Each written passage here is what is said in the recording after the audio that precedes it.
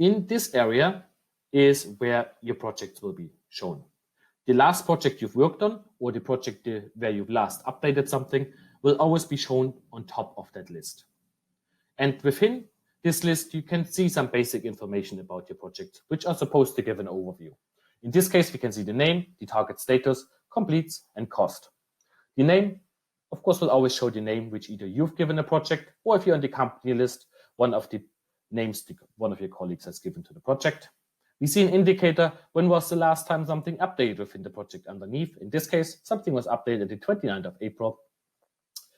On the next column, we can see the target statuses. This is supposed to give a brief overview over every target group which you have set up. In this case, we can see for this target group, it still has the status draft, and it had been set up for the UK. Hovering over it will also give us, for each single draft, the name which we've given to them. You can see here, for example, this is called new target group 1. If I would go to these ones, we can see this target group was called English, this target group was called Spanish. The third column, which you can see here, gives an indication over how many completes have I set up this project for.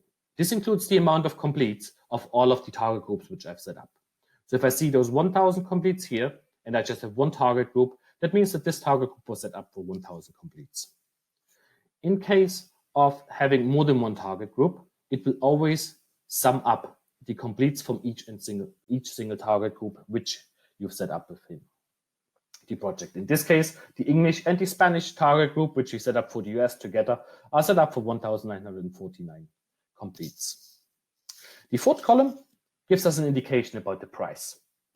In this case, for the 1,946 completes which we want to achieve over these two target groups and the settings which we've set these ones up with, would cost us $5,117.98. On a live project, we will even be presented with a couple more information. For that, I'm going to simply go to the filter, click as launch to be able to show one of the live projects. And here we can see the live project itself already has a different color. It is green with a white text compared to the gray and gray text of the drafts.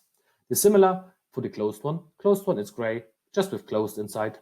And hovering over something which had been live, we can see we get some basic metrics indication as well. In this case, we can see the conversion, we can see the amount of completes for the target group, and the cost for a single target group. If I, for example, go over this pause target group, we can see it was named new target group 1. It was set up for the US. I had set it up with a conversion of 100%. We had 86% in field. It was set up for 200 completes. We've achieved 51. And the projected total costs for all of the 200 completes would be $450. And we've already accrued $114.75.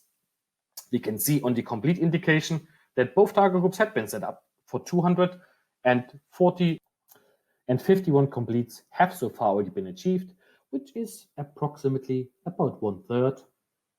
And the costs which we accrued are already $114.75 compared to what overall achieving the 245 completes would mean. We would have costs of about $565.65.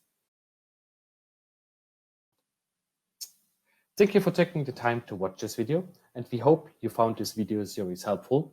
Please reach out to us in case of any questions, and be sure to ask Dynata for end-to-end help with your research and audience needs.